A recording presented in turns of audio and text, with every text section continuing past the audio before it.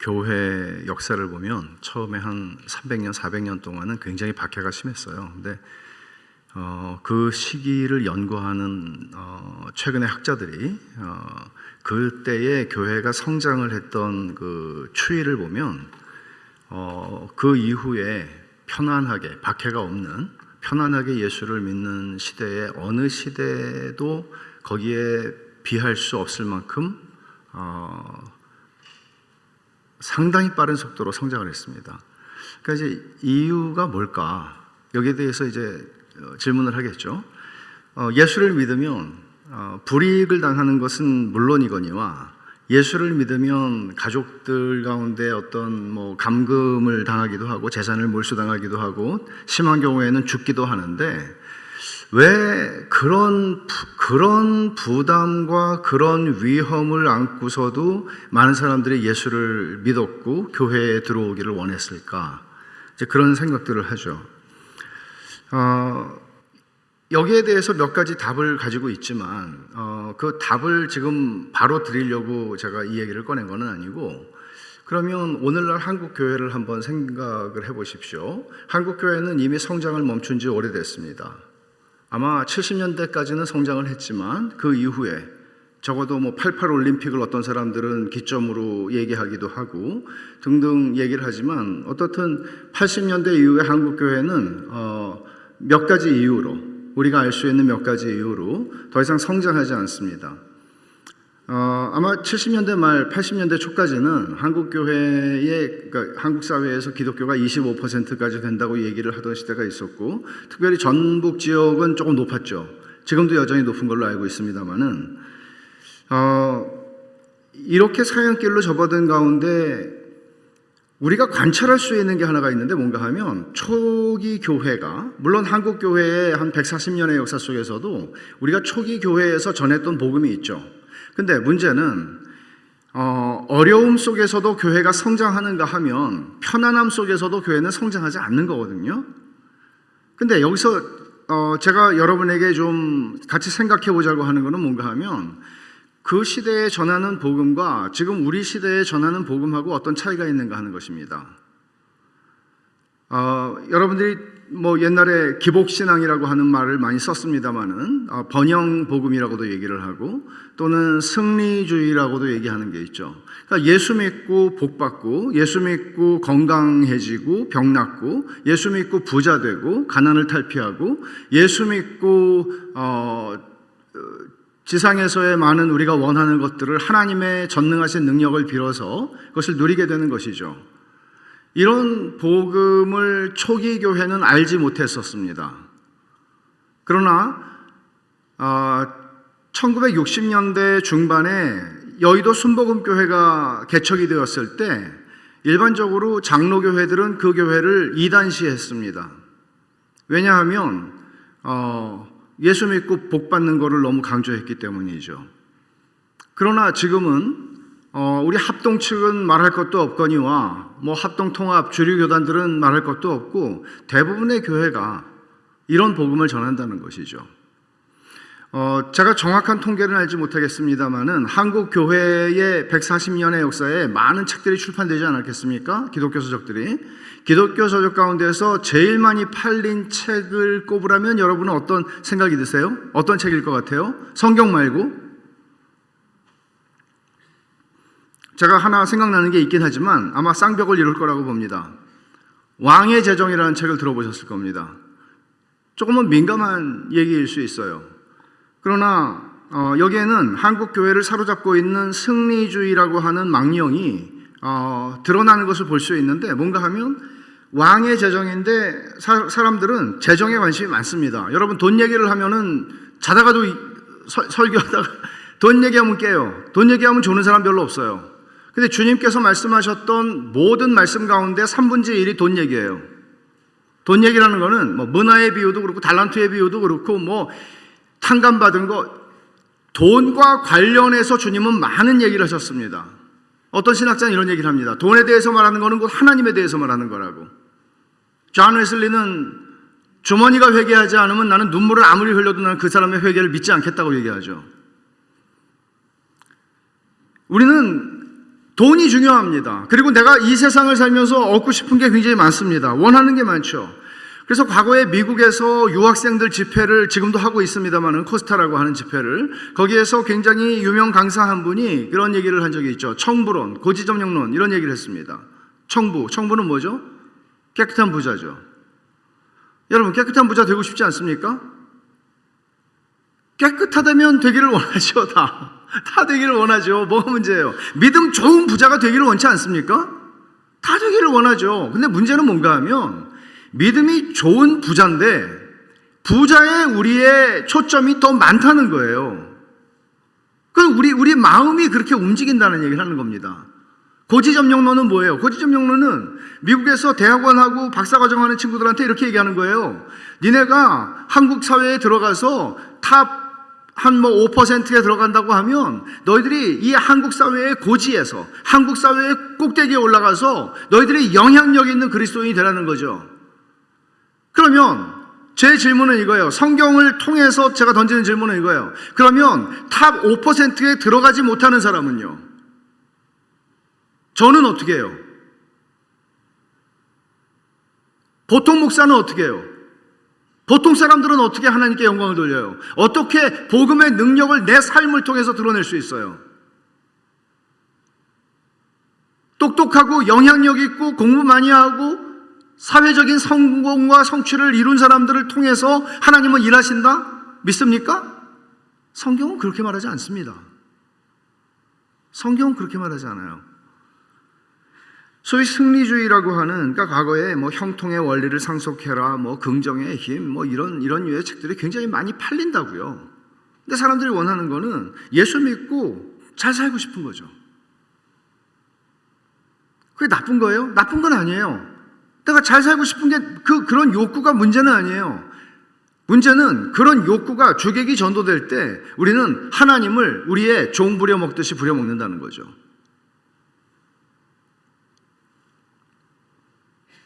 제가 너무 민감한 얘기는 많이 못하겠습니다만은, 요즘보다는 과거에 80년대, 90년대에 미국과 한국에서 승리하는 그리스도인이라고 하는 주제가 굉장히 많았습니다. 승리하는 그리스도인. 그리고 인사도 이렇게 하죠. 집사님 승리하세요. 좋죠. 인사로서는 좋은 말이죠. 근데 어떤 의미일까요? 승리하라는 건 어떤 의미로 우리는 인사를 하고 인사를 받는 걸까요? 그러니까 뭔가 우리의 삶에서 문제가 없고, 그러니까 어떤 문제가 터지면 우리는 이렇게 의심하는 경향이 있단 말이죠. 저 사람 뭐가 문제가 생겨가지고 하나님께서 저렇게 치시지? 이거 되게 나쁜 생각이에요. 되게 나쁜 생각이에요. 이런 버릇이 있단 말이에요. 복음은 그렇게 말하지 않아요. 우리는 그런 식으로 내가 어떤 일이 터지고 뭔가 원하지 않는 일들이 일어나면 내가 뭘 잘못해가지고 하나님이 나한테 이렇게 하시는 거지? 라고 생각하죠. 그게 욥기의 이야기잖아요. 야, 네가 아니 땡굴뚝에 연기 날이야. 네가 잘못한 게 있으니까 하나님께서 너한테 이렇게 하는 거 아니야. 찾아봐. 네 잘못을 찾아봐. 이실 짓고 해. 근데 하나님의 답은 그게 아니라는 거죠. 그러니까 승리하는 그리스도인이라는 거는 굉장히 좋아 보이지만 사실 그 승리는 우리에게 어떻게 누려지느냐 하는 거예요. 우리는 이렇게 말하죠. 그리스도께서 십자가에서 승리하셨다. 이거 굉장히 중요한 얘기거든요. 그리스도께서 로마 황제의 보좌에 오르셔서 황제를 발밑에 두심으로써 승리하셨다가 아니고, 예수님은 역사상 인류가 만든 최고로 잔인하고 최고로 수치스러운 사형틀인 십자가에서 달려 죽으심으로써 승리하셨다고 말하는 거예요. 그렇다면 예수 그리스도를 따라가는 예수의 제자들인 저와 여러분들은 그 승리는, 예수 그리스도께서 십자가를 통해 확보해 놓으신 승리를 그날에 얻을 것이 명백하고 너무나 분명하지만, 우리는 예수님께서 너희가 나를 따라오려면 십자가를 지고, 자기를 부인하고 십자가를 지고 나를 따라오라고 한 말씀대로 우리는 이 땅에서 십자가를 지고 주를 따라가는 겁니다. 이건 나쁜 소식이죠. 예수 믿고 병 나을 겁니다. 예수 믿고 말 안 듣는 자식 말 잘 들을 겁니다. 예수 믿고 부자 될 겁니다. 이건 듣기 좋은 소식이죠. 복음은 이상한 포장지에 쌓여서 전달되는 경향이 있습니다. 그 이상한 포장지는 복음의 내용을 뒤집어 버립니다. 말하자면 바울은 이런 얘기를 하지 않습니까? 갈라디아서 1장에서 내가 하나님께 좋게 하랴 사람들에게 좋게 하랴. 결국 이런 문제가 있는 거죠. 말세에 귀가 가려워서 귀를 긁어줄 스승들을 많이 둔다고 바울사도 얘기하는데, 내가 듣고 싶어하는 소리, 내가 원하는 소리를 하는 게 복음일까요? 적어도 1980년대 이후에 똑똑한 교계 지도자들은 지금 교회가 기울고 있다는 걸 알았습니다. 그래서 교회를 어떻게 살려야 되지? 그리고는 적지 않은 교회들이 교회 성장이라고 하는 기치를 내걸고 정말 많이 머리를 싸매고 고민하고 기도하고 노력을 했습니다.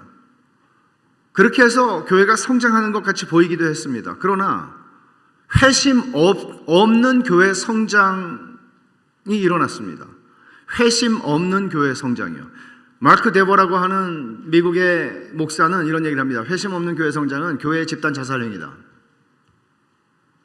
회심 없이, 말하자면 예수 믿지 않아요. 거듭나지 않았어요. 근데 교회로 들어와요. 교회 등록 원서를 쓰면은 다 등록이 돼요. 1년 있으면 세례 받아요. 그리고 집사가 돼요. 장로가 돼요. 또 신학교 가겠다고 그래요. 거듭나지 않았는데 교회가 시장이 되는 거예요. 교회인지 시장인지 알 수가 없어요. 그리고 열심히 기도해요. 뭘? 제발 우상을 달라고. 주님, 저는 돈이 없으면 못 삽니다. 아시죠? 저에게 돈을 주세요. 사업이 잘 되게 해주세요. 우리 애들이 잘 되게 해주세요. 그게 뭐예요? 다 칼빈이 우리 인간의 마음은 우상 공장이라고 그랬죠.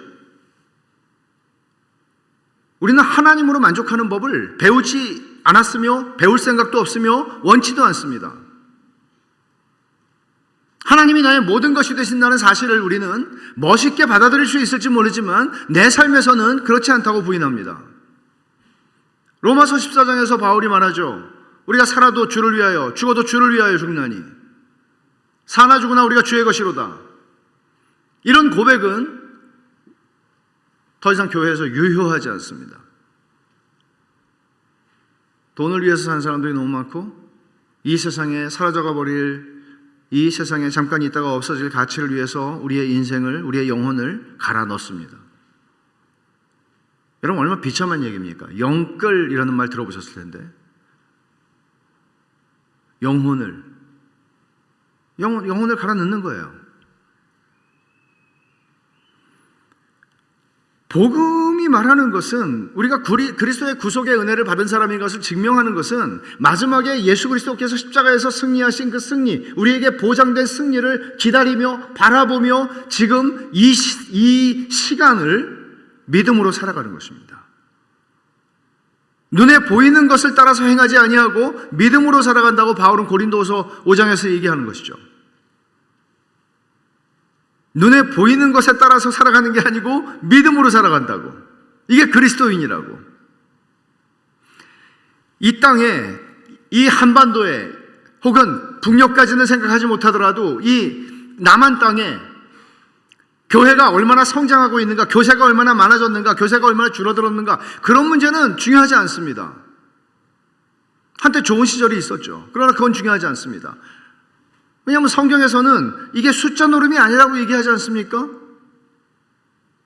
기드온의 사건이 보여주는 것이 무엇이며, 갈멜산에서 엘리사가 보여준 일은 무엇이고, 다윗이 골리앗 앞에서 보여준 사건은 뭡니까? 진짜가 되라는 거죠. 진짜가 되라는 거죠. 여러분은 진짜입니까? 어떤 분한테 제가 신방을 하면서 그랬어요. 주님을 확실히 거듭난 거 맞는 거 같냐고, 본인이. 주님 사랑하냐고. 사랑한대요. 헌금 잘 하냐고. 헌금을 누가 내는지 안 내는지 안 보니까, 난 모르니까 헌금은 잘 하고 있냐고. 헌금을 못 하고 있대요. 그럼 주님 사랑하는 증거를 한번 다른 걸로 한번 나한테 보여주라고. 주님 사랑하는 거는 감상적인 얘기가 아니거든요.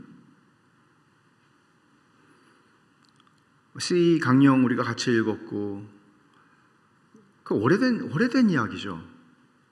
글자를 왜 안 바꾸는지 모르겠어요. 그 단어는 좀 바꾸지. 너무너무 그 중심이 읽혀지잖아요. 예수 믿는 건 이런 거야. 제가 오늘 전하려고 하는 말씀은 이 승리주의를 좋아하는 사람들이 좋아하는 구절이 오늘 읽은 말씀이에요. 항상 우리를 그리스도 안에서 이기게 하시고. 세상에 좋은 말씀 아니에요? 듣기만 해도 기분이 좋아지는 말씀이에요. 여러분, 우울하실 때 고린도후서 2장 14절을 읽으세요. 기분이 좋아집니다. 근데 그런 얘기일까요? 그런 얘기가 아닙니다. 그런 얘기가 아닙니다. 바울이 지금 이 얘기를 하는 거는, 고린도는 굉장히 큰 도시였습니다. 로마 제국 전체에서 당시에 세 번째 꼽히는 큰 도시였습니다. 이런 큰 도시에서는 어떤 일이 일어나냐면, 여러분들이 배너라고 하는 영화를 보시면 거기서도 그런 게 나오지만, 이 개선 행진이 있죠. 그러니까 로마 군대가 브리타니카라든지 영국이라든지 여기저기 이렇게 막 전쟁하러 가잖아요. 그리고는 승리하고 이제 전리품들을 가지고 돌아와요. 그러면 개선 행진을 하는데, 개선문을 지나서 맨 앞에 승리한 장군이 맨 앞에 백마가 끄는 선도마차를 타고 딱 등장을 하고, 뒤에 승리한 군인들이 따라오고, 맨 마지막에 전리품들이 따라오고, 전리품 뒤에 적장이 따라옵니다. 적장과 그 패배한 그 나라의 군인들이 따라옵니다. 그리고 그 끝은 어딘가 하면 원형 경기장으로 들어가서 거기서 죽임을 당하는 것입니다. 적장과 끌려온 그 패배한 군인들은요. 근데 이제 문제는 이거죠. 지금 그런 그림을 고린도 사람들도 알고 있고, 바울도 그런 그림을 연상하면서 비유를 하면서 지금 말하고 있다는 사실입니다. 그러면 항상 우리를 그리스도 안에서 이기게 하시고 라고 말할 때, 우리는 그 그림을 생각하면, 그리스도께서 백마가 끄는 선도마차에 서시고 우리는 그 옆에 다 같이 서가지고 제가 끌어들이겠습니다, 이렇게 생각을 할 텐데, 사실 바울이 말하고 싶은 거는 그런 게 아니라는 거죠. 제가 이 의미를 더 잘 살려서 번역한 공동번역으로 이 말씀을 읽어드릴게요. 우리를 그리스도의 개선 행진에 언제나 끼워주시는 하나님께 감사드립니다. 개선 행진에 우리를 끼워준다고 얘기하죠. 예수님이 승리한 장수인 건 분명합니다. 그러면 바울이 얘기할 때, 우리라고 얘기할 때, 그러면 바울은 어디에 껴있는 건가? 예수님을 따라오는, 예수님과 함께 싸운 군인인가? 사실은 아니에요. 전리품인가? 전리품일 수는 없죠. 뭐죠? 적장이거나 패배한 군사로서, 포로로서 자기는 사슬에 묶여서 이 화려한 개선 행진의 맨 뒤에서 사슬에 묶여 비참하게 벗겨진 채 끌려가고 있다는 얘기를 하는 겁니다. 그렇게 듣기 좋은 소리는 아닙니다. 우리가 생각하는 것처럼 백마가 끄는 선도마차에 예수님과 함께 앞에서 그 영광을 받으면서 걸어간다는 얘기를 하는 건 아닙니다. 바울은 내가 포로로서 이 길을 따라간다는 거죠. 이게 바울이 말하고 싶어하는 그리스도인의 승리하는 삶의 모습이에요. 어떤 얘기를 하는 걸까요, 바울은? 고난을 통해서, 이건 고난이죠. 전쟁에서 졌습니다. 그리고 그리스도의 포로로서 끌려가는 인생을 살아갑니다. 그런데 그리고 마지막에는 죽음이 찾아옵니다. 원형 경기장에 들어가서. 우리는 이런 방식으로 그리스도의 승리에 동참한다고 얘기하는 거예요. 굉장히 역설적인 표현입니다. 우리가 인생을 살면서 원하는 건 있지만 원하는 대로 인생을 사는 사람은 없죠. 원치 않는 약함, 패배, 아픔, 고통, 고난, 우리 인생에 있습니다. 근데 우리는 이런 사건들, 우리 인생에서 일어나는 이런 사건들을, 예수 믿는 나에게 왜 이런 일들이 일어나는 거지? 예수 안 믿는 사람들에게 일어날 수 있어. 하나님께서 전능하시고 선하신 나의 아버지가 되시는데 왜 나에게 그런 일이 일어나지? 이런 질문들을 우리는 던지게 되죠. 그러나 오늘 본문을 통해서 우리가 읽게 되는 것은, 우리의 약함이나 고난이나 죽음이나 이런 것들은 하나님께서 그리스도를 아는 향기를 흘려보내는 수단이 된다는 얘기를 하는 거예요. 어떻게 해요? 어떤 분들 그렇게 얘기했잖아요. 빚 갚고 전도하겠다고. 전도하라 그러니까 어느 세월에 빚 갚겠다. 어느 세월에. 빚 갚는 거하고 전도하는 거하고 무슨 상관이래요? 내 코가 석자해서 난 못합니다. 아니, 내 코가 석자하고 예수님을 따라가는 제자의 삶을 사는 거하고 무슨 상관이에요? 우리는 다 살만하고 뭔가 더 편안해지고 뭔가 좀 이제 여유로워지고 인생에서 걱정할 게 없고 그러면 예수님 믿는 겁니까? 아니죠. 우리의 삶에 어떤 일이 닥치든지 우리의 삶을 하나님께서 어디로 인도하시든지 사망의 음침한 골짜기로 인도하시든지 푸른 초장으로 데리고 가시든지 사망의 음침한 골짜기로 데려가면 우리는 주님을 버리고 푸른 초장으로 인도하면 주님을 바짝 따라가고 그런 거 아니란 말이죠. 주께서 우리를 어디로 인도하시는지 어린 양이 이끄는 대로 따라가는 게 성도들 아니에요? 우리의 인생에서는 고난이 있고 약함이 있고 죽음도 있단 말이죠. 그래서 바울은 고린도후서에서 고린도후서는 격정적으로 쓴 서신인데 고린도후서에서 자기가 고생한 얘기를 엄청나게 많이 합니다. 1장에서도 하고 4장에서도 하고 6장에서도 하고 11장에서도 합니다. 왜 이런 고난에 대한 얘기를 하는 건가 하면 바로 내가 겪고 있는 고난을 여러분이 알다시피 고린도 사람들이 알았거든요. 그러니까 바울을 의심했어요. 이 사람이 하나님의 사도인 거는 맞는 것 같은데 이 사람이 와서 1년 6개월 동안 고린도에 와서 복음을 전했고 우리가 그 복음을 듣고 교회가 세워졌는데 하나님의 사도인 게 맞는 것 같긴 한데 보면 자기 앞가림도 못하고 살아가거든요. 또 어디 가서 맞았대요. 또 어디 가서 돌 맞았대요. 나이가 50대 중반에 고린도후서를 쓴 바울이 고린도 50대 중반이면 그 당시에는 이제는 은퇴해야 되는 사람이에요. 근데 50대 중반이 돼서도 아직도 자기 앞가림도 못하고 돌아다니면서 맞고 다녀요. 하나님의 사도가 저럴 수 있나? 하나님이 안 지켜주시나? 이거는 그들이 가지고 있었던 생각이 틀린 거죠. 여러분들은 문제없이 건강하게 대단한 부자가 되진 않아도 재력을 가지고 여유롭게 살아가는 사람을 보면 그게 하나님의 복을 받은 사람이라고 그런 관계로 여러분들은 이해를 한다면 그렇지 않은 분들에게는 하나님이 저주하신 분들이라고 이해하십니까? 그럴 수는 없죠. 성경은 그렇게 말하지 않습니다. 시편 73편에 보면 아삽의 시를 보면 아니 저 사람들은 경건하지도 않고 하나님을 섬기지도 않는데 왜 저렇게 부자고 왜 저렇게 돈도 많고 왜 저렇게 건강하고 죽을 때도 고통 없이 죽고 죽을 때도 자식들에게 유산을 남겨준다고 불평하잖아요, 시인이. 근데 내가 하나님의 성소에 들어갔을 때 깨달았다고. 이 땅에서나 하늘에서나 주밖에는 나의 사모할 자가 없다고. 주님이 나의 전부라고. 이걸 깨닫게 되는 거죠. 바울이 이 14절 하반절에서 우리로 말미암아 각처에서 그리스도라는 냄새를 나타내서 하나님께 감사한다 그러죠. 이 말을 여러분 어떻게 이해를 하셔야 되냐면 개선 행진을 할 때 그 도시의 사람들이 다 나와요. 옛날 우리나라 요즘에는 안 그러지만 옛날에 박정희 대통령 때는 뻑하면 가도 뭐 행진을 하면은 중학교, 초등학교 뭐 할 거 없이 다 수업 제끼고 나와서 뭐 하잖아요. 태극기 흔들고. 강제로 한 것 같진 않아요. 그때는 로마 시대에는 백성들이 나와서 로마 시민들이 나와서 꽃가루를 바구니에 담아와서 꽃가루를 다 뿌리는 거예요. 여러분 반지의 제왕 같은 영화에 보면 그런 거 나오죠. 꽃가루를 뿌리고 그러면 그 개선 행진이 지나가는 거기에는 향기가 나죠. 그거를 지금 바울은 얘기하기를 뭐라고 얘기하나 하면 우리로 말미암아 각처에서 우리가 가는 곳마다 그리스도를 아는 냄새를 나타내신다고 하나님이. 그것에 비유해서 지금 얘기를 하는 것이에요. 그러니까 바울의 이야기는 이겁니다. 자, 나 멋있지? 날 봐. 내가 지금 주님 옆에 서서 개선행진하고 있잖아. 그런 게 아니고요. 저 앞에 가시는 저분을 보십시오.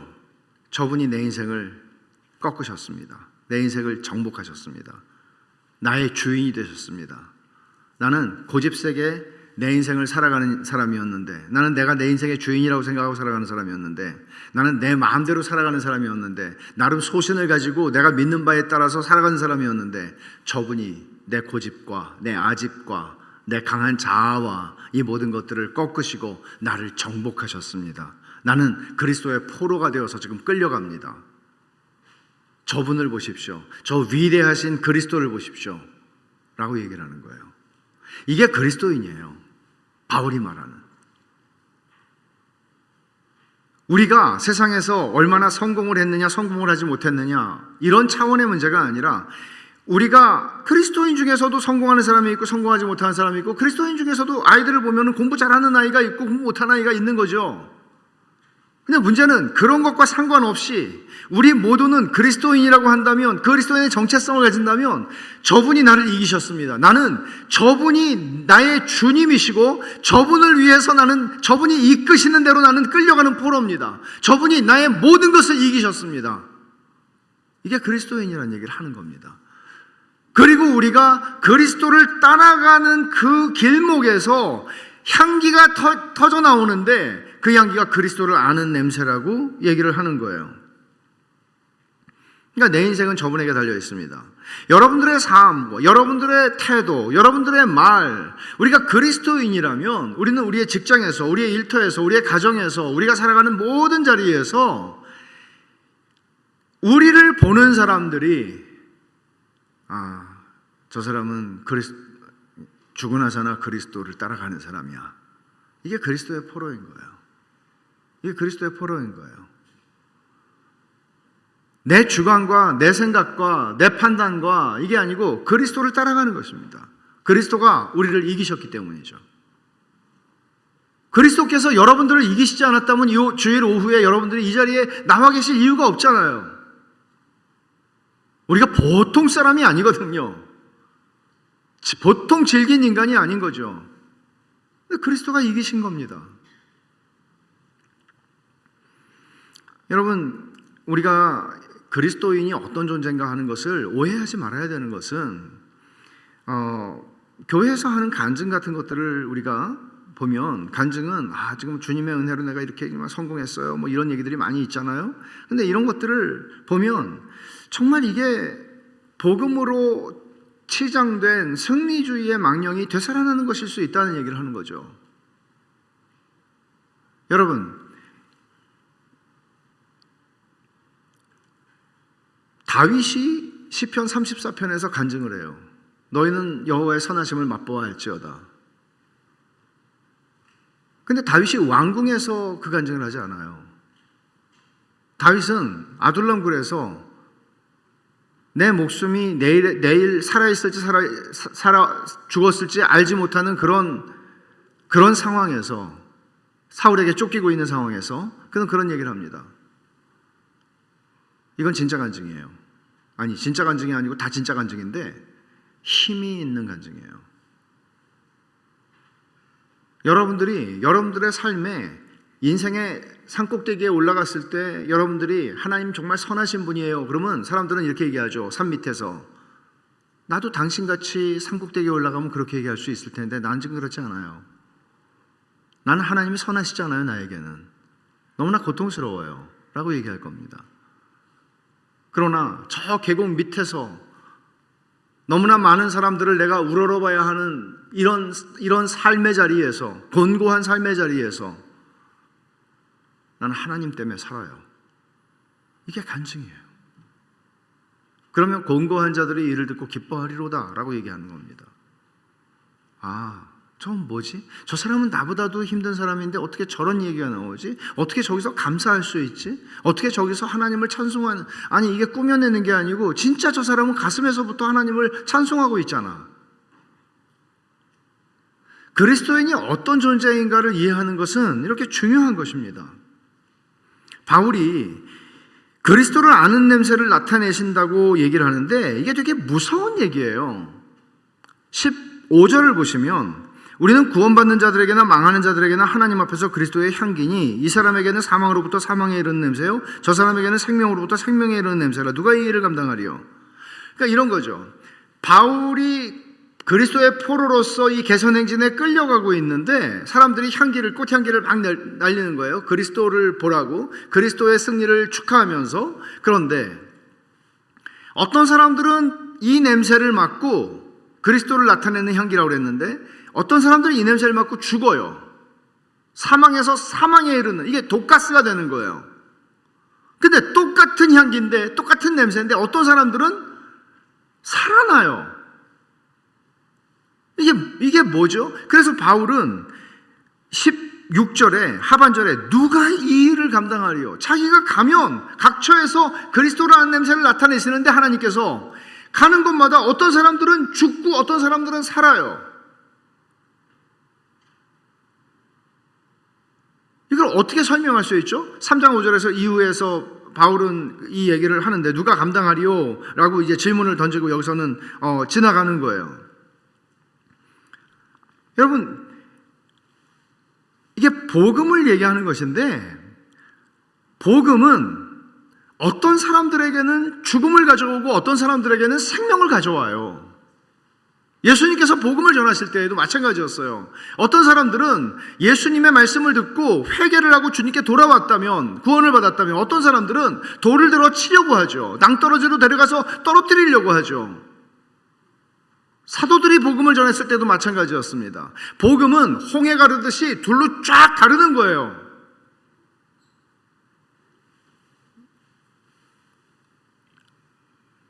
제가 어떤 소설, 조정래 씨 소설을 보는데 그 중국 이야기인데요. 중국의 사업가가 사업이 망했어요. 사업이 망해가지고 이제 쥐약을 먹고 죽으려고 약국 가서 쥐약을 사가지고 이제 부부간에 먹었어요. 근데 살아난 거예요. 이튿날. Made in China.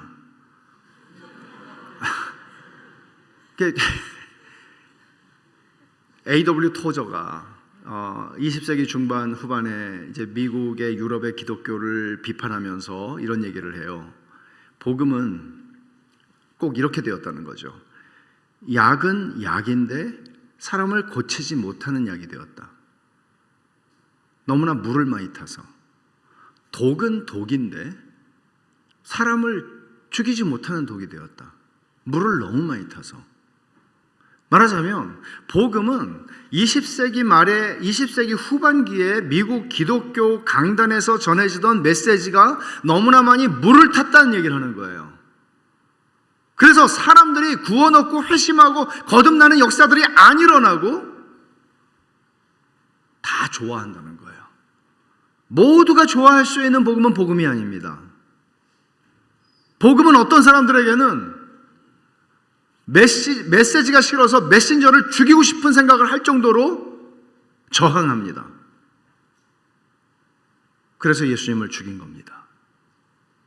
그리고 사도들이 다 죽었습니다. 구약의 선지자들도 거의 그러했습니다. 복음은 바울이 여기서 얘기하는 것처럼 어떤 사람들에게는 생명에서 생명에 이르는 냄새고 어떤 사람들에게는 사망에서 사망에 이르는 냄새가 됩니다.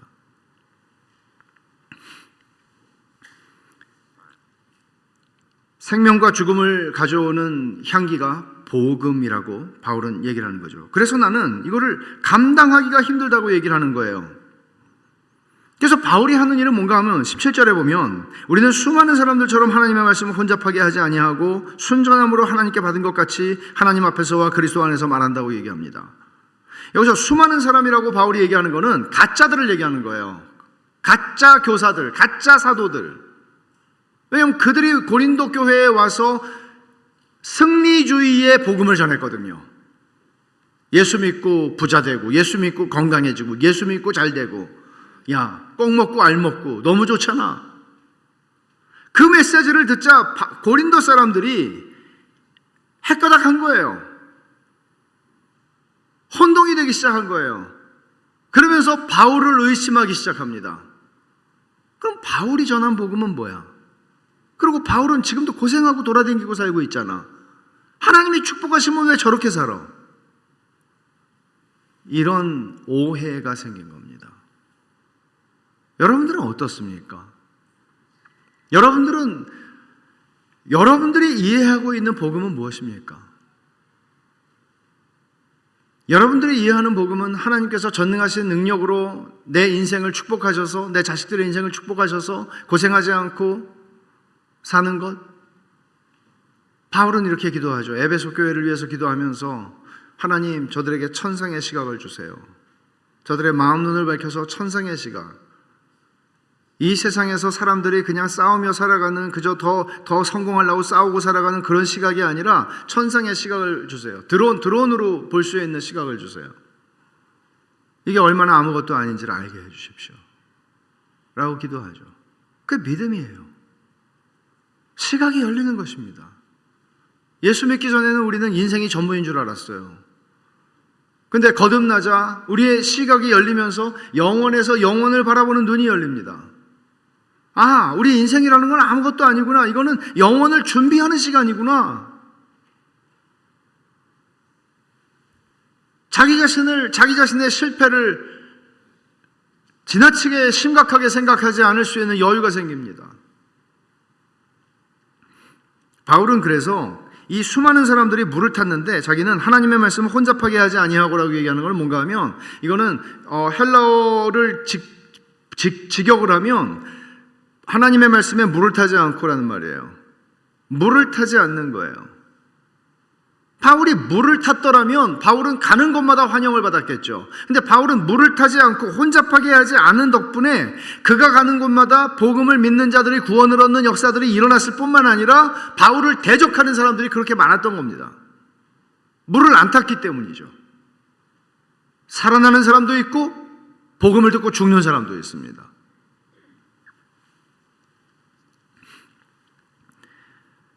바울은 이 포로의 부르심이 너무나 막중하여서 감당하기가 힘들다고 얘기하죠. 자기가 가는 곳마다 사람들이 죽고 살고 하니까요. 무서운 일이라는 거죠. 3장 5절을 가서 보시면, 우리가 무슨 일이든지 우리에게서 난 것 같이 스스로 만족할 것이 아니 우리의 만족은 오직 하나님으로부터 나니라. 여기 만족이라는 단어가 나오는데, 이 만족이라고 하는 단어는 능력, 자격을 의미하는 말이에요. 그러니까 우리의 능력, 우리의 자격, 내가 사도된 자격, 우리의 사도된 능력은 나 자신에게서 나는 게 아니고 하나님께서 주신 거라고 얘기를 하는 거죠. 내가 훌륭해서 사도가 된 게 아니라는 걸 얘기하는 거예요. 내가 능력이 많아서 하나님이 내 능력을 알아주셔서 내가 사도가 된 게 아니고, 그냥 하나님이 나를 부르셔서 그 능력, 그 자격을 하나님이 나에게 주셔서 내가 사도가 됐다고 얘기를 하는 겁니다. 왜 이런 얘기가 필요한지 아세요? 고린도 사람들은 전부 세상적 자랑을 하는데 휘말려 버렸단 말이에요. 성공에 휘말려 버렸어요. 여러분, 우리 지금 살아가는 21세기 이 시대, 이렇게 천박했던 때가 있을까 싶을 정도로 한국 역사에, 애들 물어보면 너 커서 뭐가 될래? 그럼 저 어렸을 때 대통령 된다 그랬거든요. 근데 지금 애들 뭐라고 그러는지 아시죠? 건물주. 조물주 위에 건물주. 애들이 같은 아파트 단지에서 50평대하고 30평대하고 같은 학교가 그 가운데 있는데, 광주의 어느 지역 얘기예요. 평수 물어본대요. 얘가 나하고 급이 맞는지. 초등학교 애들이요. 이런 세상이 됐어요.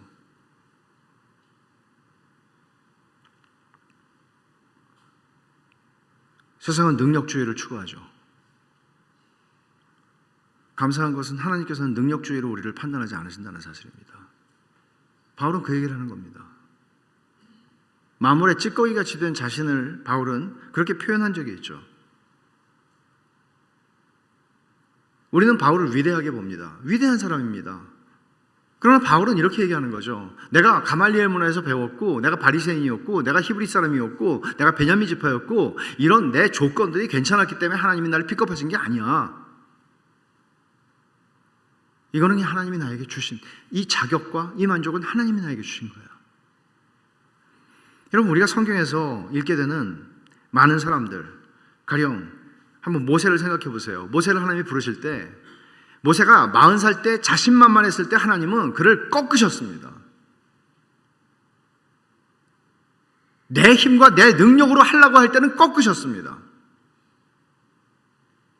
그리고 80이 돼서 내가 아무것도 할 수 없다고 느끼는 순간, 여러분 40년을 광야에서 썩었다고 생각을 해보세요. 그리고 나이가 80살이 됐어요.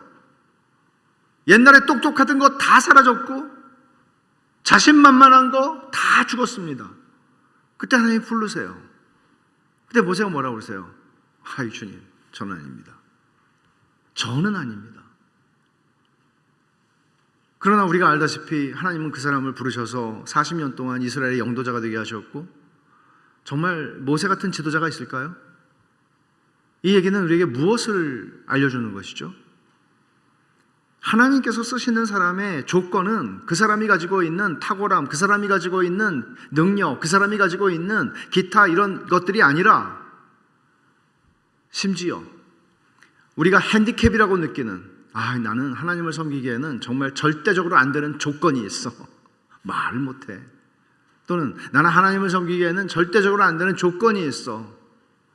이런 것들이 우리에게 있을 수 있죠. 근데 모세의 이야기는 우리에게 무엇을 얘기해 주는가 하면, 우리가 핸디캡이라고 생각하는 것, 우리가 하나님을 섬기는데 장애물, 하나님이 나를 쓰시려면 이 장애물 때문에 절대 하실 수 없어 라고 생각하는 그것이 하나님이 나를 사용하실 수 있는 최고의 조건이라고 말하는 겁니다. 스캇 헤이프만이라고 하는 학자는 이런 얘기를 합니다. 모세의 소명은 바로 그 장애물들이, 저는 안 돼요, 말을 못하니까 안 돼요, 이런 장애물들이 하나님의 부르심의 필수적인 부분임을 입증해주며, 선지자의 능력이 아니라 하나님의 은혜가 그의 자격의 원천임을 명백히 보여준다. 바울도 그 얘기를 하는 거예요. 그러니까 나는 안 돼 라고 생각하는 거. 여러분, 가령 은퇴하신 목사님이지만 미국에 영향력 있는 존 파이퍼라고 하는 침례교 목사님이 계세요. 이 존 파이퍼 목사님은 대학교 때까지만 하더라도 남 앞에서 얘기를 못하는 분이었어요. 너무나 떨려가지고 기도도 할 수 없는 분이었어요. 근데 그가 위튼 대학을 다닐 때 체프를 하는데 거기서 이제 기도 순서를 맡았는데, 이제 너무 떨리니까 학생들이 많이 있는 데서 기도를 한다는 게 말도 안 되는 얘기죠, 자기에게는. 그래서 하나님하고 이제 딜을 하나님하고 이제 한 거예요. 하나님, 만약에 내가 떨지 않고 기도를 잘하면 내가 주님께 내 인생을 드리겠습니다. 그래서 그날 떨지 않고 기도를 했어요. 그래가지고 그분의 탁월한 목사가 됐죠. 무슨 얘기예요? 이 사람은 원래 어렸을 때부터 싹이 보였던 사람이야. 그런 얘기 아니죠. 절대로 목사가 되면 안 되는 사람이죠. 근데 하나님은 하나님의 능력이, 하나님이 그 사람에게 주시는 자격이, 그 사람에게 부여하시는 능력이 그 일을 하게 한다고 말하는 거 아닙니까? 절대적으로 그러합니다. 하나님은 절대적으로 이런 방식으로 일하신다는 것을 얘기합니다. 우리가 앞에서 폼 잡고 내가 누군데, 내가 성공한 사업가인데, 내가 누군데, 내가 뭔데, 얼마나 공부했는데, 이런 거 가지고 주님을 섬길 수 없다는 거예요.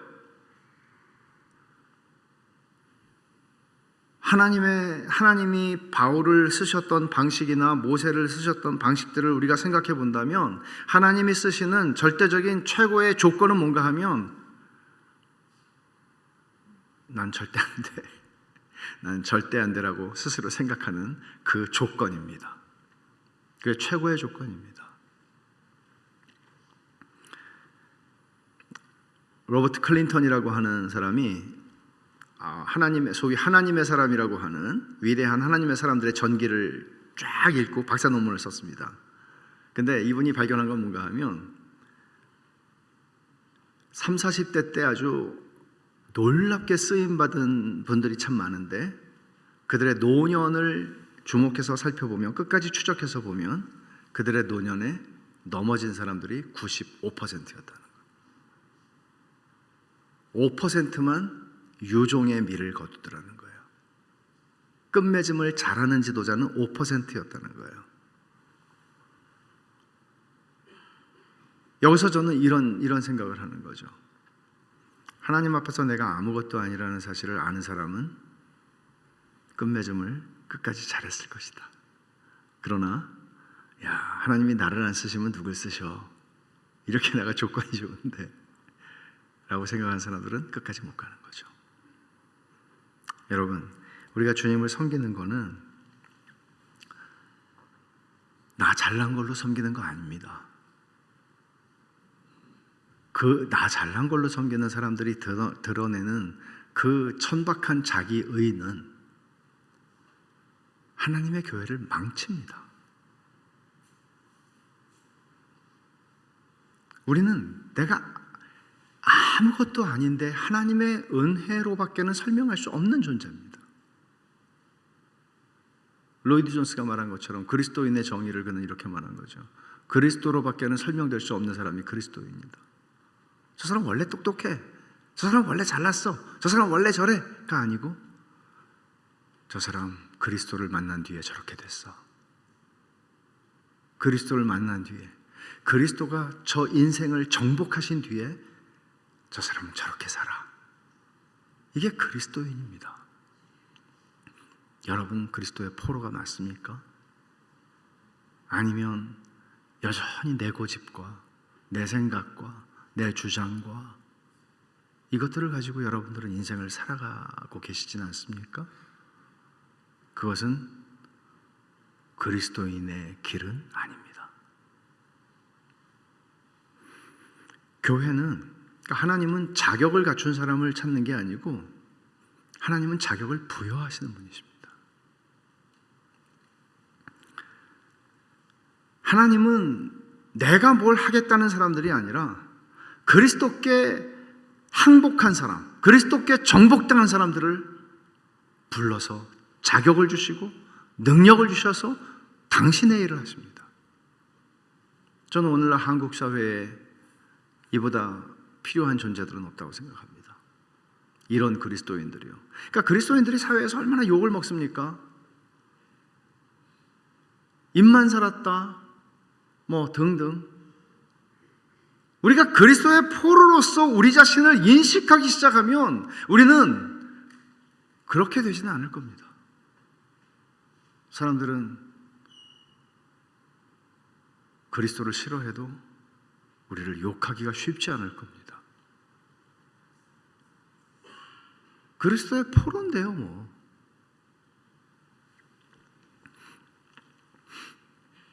이런 의미에서 교회는 포로 공동체입니다. 포로 공동체라는 말보다는 포로 수용소라고 하는 게 낫겠네요. 여기는 포로 수용소입니다. 우리는 서로 이렇게 보면 포로인 겁니다. 그걸 확인하셔야 합니다. 당신 포로 맞지? 그리스도의 포로 맞지? 우리 까불지 맙시다. 그리스도께 엎드립시다. 이게 교회예요. 이게 교회예요. 우리는 날 보세요. 내가 얼마나 예수님을 잘 믿는지 한번 보세요. 그렇게 말하지 않아요.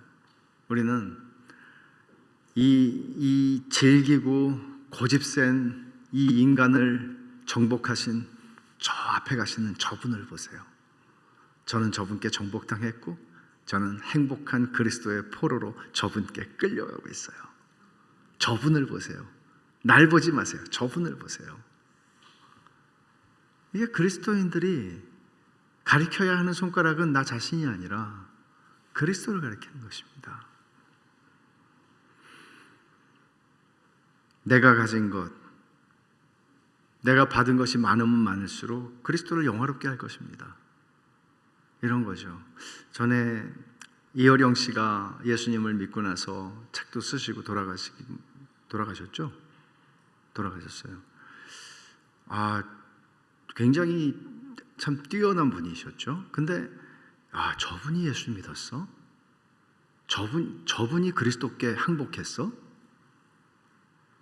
영향력이 있는 거죠. 영향력이 있는 거죠. 그러나 우리 모두가 마찬가지입니다. 우리의 시간, 재물, 학식, 경험, 우리의 자녀, 모든 것이 나를 정복하신 그리스도의 것인 것을 우리는 고백하고 따라가는 겁니다. 여러분이 만약 그리스도의 개선행진에 선두마차에 서서 주님 옆에서 막 따라가려고 하면 필연적으로 여러분들은 그리스도를 여러분의 종으로 부리게 될 것입니다. 그리스도의 포로가 되지 않는 사람들은 그리스도를 포로로 삼습니다. 주님에게 이래라 저래라 하게 되는 거죠. 내가 원하는 것을 만들어내라고 주님에게 요구하는 것이죠. 우리는 그런 기독교를 우리 시대에 흔하게 봅니다. 그거는 그리스도를 따라가는 길이 아닙니다. 여러분들의 삶에서 나타나는 고난의 문제도 마찬가지입니다. 여러분들의 삶에서 만나는 고난의 문제는 하나님께서 여러분들의 삶을 돌보지 않는다는 증거가 아닙니다. 바울은 고린도후서 마지막 부분에서 이렇게 얘기하죠. 내 고난은 내 사도의 표라고. 고난은 복음을 증거하는 표적이 된다고.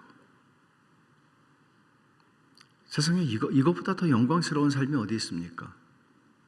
여러분과 저의 인생이 그리스도를 따라가는 인생이 맞다면 우리 인생에서 무슨 일이 일어나도 나쁜 일은 없습니다. 나빠 보이는 일은 있죠. 그러나 나빠 보이는 일을 통해서도 하나님은 하나님의 일을, 거룩한 일을 하십니다. 우리를 빚어가시고 빚어져가는 우리를 통해서 누군가를 살리십니다. 의미 없이 하나님이 낭비하시는 고난은 존재하지 않습니다. 우리가 고난을 당하는 것은 내가 그리스도의 포로라는 것을 증명해주는 수단이 됩니다.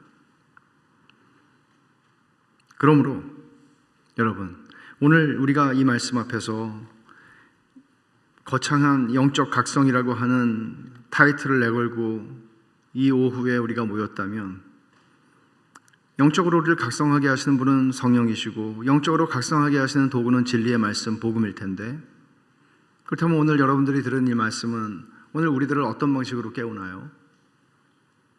여러분들은 무엇을 기도하시겠습니까? 우리가 기도할 건 이거죠. 주님, 저를 완전히 정복하여 주셔서 저를 그리스도의 포로로 주님이 부르신 날까지 포로답게 살다가 주님 앞에 서게 해주십시오. 주님이 십자가에서 확보하신 그 승리를 누리게 하옵소서. 같이 기도하겠습니다. 하나님 아버지, 감사합니다. 바울 사도는 그리스도의 포로가 되어서 자신의 인생을 정복한 그리스도를 따라가는 그 삶의 여정에 그리스도를 나타내는 냄새가 가는 곳마다 나타나고, 어떤 이들은 살아나고 어떤 이들은 죽어가는 모습들을 보면서 이것이 그리스도의 포로로 살아가는 삶의 여정이라는 사실을 저희들에게 가르쳐 주었습니다. 하나님 아버지, 그저 무늬만 그리스도인이고 그저 껍데기만 그리스도인처럼 살아가는 게 아니라 진짜 그리스도께 완전하게 정복당한 그리스도의 포로로 살기를 원합니다. 저희의 의지와 감정과 저희의 주장과 저희의 생각과 저희가 가진 모든 것들이 다 그리스도께 복종하게 하셔서 만왕의 왕이신 그리스도를 섬기고 그리스도를 드러내고 그리스도를 높이는 일에 저희의 삶 전부가 쓰임받게 하여 주시옵소서. 잘났거나 못났거나 그것에 개의치 않으시고 하나님께서 저희들을 하나님의 복음의 통로로 영광스럽게 사용하여 주시옵소서.